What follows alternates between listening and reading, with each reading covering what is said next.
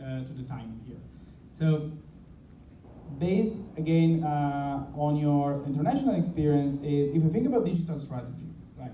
Where do you see differences between what's happening here in East Africa and what's happening in Europe? And based on that, what insights could each area borrow from the other to increase competitiveness in the global market? Yeah, that's a very good point, Davide. So, of course, here we have a longer history. We have an ecosystem that started before, and so that is an advantage because the structure is there. But one of the data problem we are having now is the uniformity, how we are making this data flow, and how we are working all together, and the kind of technology. So one of the great advantages that has now East Africa is that there is a strong will and starting, and there is a great infrastructure. So we're talking about roads, nothing fancy, but it's functioning really, really well.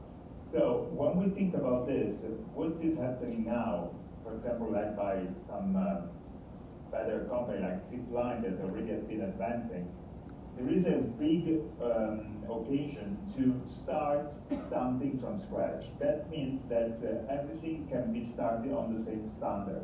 And this will allow in the future to have a better conversation within this ecosystem. So this is one of the great advantages that all Africa has. And Rwanda, that is going really fast, and has more. Because when we think about the future, we consider that the world is getting more complex and technology will get more complex. So if we start with the right standards, think about internet, think about the IP, the internet protocol that allows this consensus between all the stakeholders. This is something that now Africa has a chance, especially East Africa and especially Rwanda. So I think that this would be one of the safe points to go. Then of course, government support, entrepreneurship, education, and financing. Wonderful. As we still have a few minutes, I guess, of your time, and I'd like to bring the insights you gave us and try to expand on those a little bit. So, what we see by looking at trends, but I've also, even in my very, very limited personal experience here, seen in the last years, is that the overall ecosystem over here is booming. Every year we see more entrepreneurs, more investments coming in, more activity in Rwanda, but as well in general in East Africa. So this is a question from everyone, right? You pointed out a few areas that are important and are core in terms of making the most out of this going forward in the future. But question I have, and this is again open to everyone, is where do you see that, which areas do you think are the most promising in terms of development of new ventures in this area in the next years? And feel free to, anyone, if you want to start. Go ahead. Thank you. Ladies first. So I think for me, when I think about the businesses that have promising potential in the next years, I want to think about agribusiness, businesses in agriculture, and the reason is because, at least for Rwanda in particular, it's a really key sector here. A lot of people are employed there, and also it's something we cannot avoid. We cannot run away from it because it's something that is there, it's a fact, and also for East Africa in general. But I'll speak for Rwanda because that's where I know most. So I think for solutions that can improve the agriculture and also things that can make organic farming or even more products that we're not going to be able to do here, I think businesses or solutions, innovations that can increase that in the agribusiness is something that has a lot of potential today, but also in the years to come. I think for me, that's a sector I think has more potential. Wonderful. Thank you. I just wanted to add a couple of points to what Giulio said. And hi, Giulio, by the way. He's a good friend of ALUSB. So, Giulio mentioned legacy systems as one of the advantages that we have on the continent. The fact that we don't have to deal with, old legacy situations, and we can build everything from scratch. I'd like to add two things to that, which is one of the most obvious things that you see when you look at the continent is just demographic trends. So having 75% of the population under 25 is a huge asset when you're thinking about digital strategy and the fact that people are going to be digital natives. They are born into this, they understand what it means, they are TikTok expert and things like that. So that gives, I think, an edge to companies, startups who are imagining new products on the continent, because a lot of things that they do, are like preaching to the choir. The second one is the urbanization trend. You have the simple fact that by 2060, 60% of the population in Africa will live in cities. Now, we hope those are going to be smart cities, and actually there's a conference in a month that's going to address that, making sure that we build resilient, inclusive, sustainable, smart cities. But that's a huge opportunity in terms of tech startups to make things different and build, I won't say Wakanda because that's a cliche, but build cities that look like our dream sci-fi, if you're a sci-fi buff like me. Now, to go back to your question, Davide, in terms of the sectors, a lot has been said about fintech, and of course, I think probably M-Pesa is one of the most used, maybe overused examples of success stories on the continent. But I still would like to go back to the fact that we've only done fintech 1 or maybe even fintech 0. I won't even say 1.0. I think that we are now at a stage where things have matured enough that we can build a second layer of services, insurtech, insurance services, loan services, and build, on top of blockchain products or blockchain-powered products. So those are the next generation, next level products that I think that the tech entrepreneurs need to look at. And now we have the maturity in some of these markets, such as Kenya and Rwanda, of course, to now imagine solutions that would actually be viable with that second layer of more mature technologies.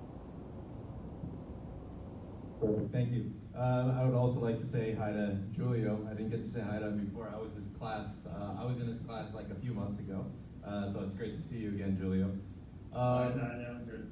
Yeah, so I would say mine is pretty similar. It incorporates aspects that everyone has said so far, but mine would probably be in the bucket of climate, like solutions that are focused on mitigating the climate change. Right, and this is an aspect that my company is really focused on. We manufacture and distribute ceramic water filters, so negating the need to boil your water to treat it using firewood, charcoal, etc. And the reason why I say this is that we're currently raising for Series B.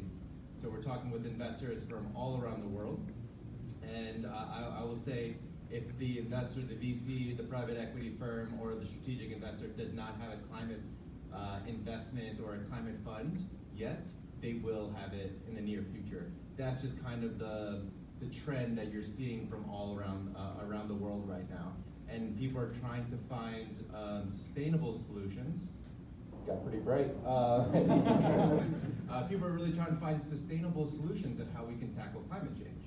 Right, and as a company, yeah, we do have a solution. There are not many people in the water filter market. However, we're always trying to innovate, trying to stay ahead, to really differentiate ourselves and better position our company when other companies do enter into the market. So how can we make our filter special? How can we make our distribution special? How can we incorporate technology to make sure that we're offering a better service or a better product? Right, it incorporates everything into one, but I think a big trend that I'm seeing and a big opportunity is in these climate-focused products and solutions. Yeah, let me take advantage, David, about what I see around the world, because I think there are two worrisome trends that I'm observing a lot. So Momar said that about we are digital native. I completely agree with that, but I notice a lot that teaching here, especially at the SADC, we have few programs that are a bit more tech-oriented. For example, Daniel is doing the MBA that's more business-oriented, but we have some more tech-oriented courses.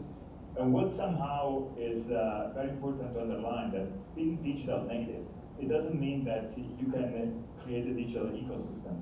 To be able to use an iPhone, or even to have some ideas about the startup, it doesn't mean that you are going to contribute to the digital ecosystem.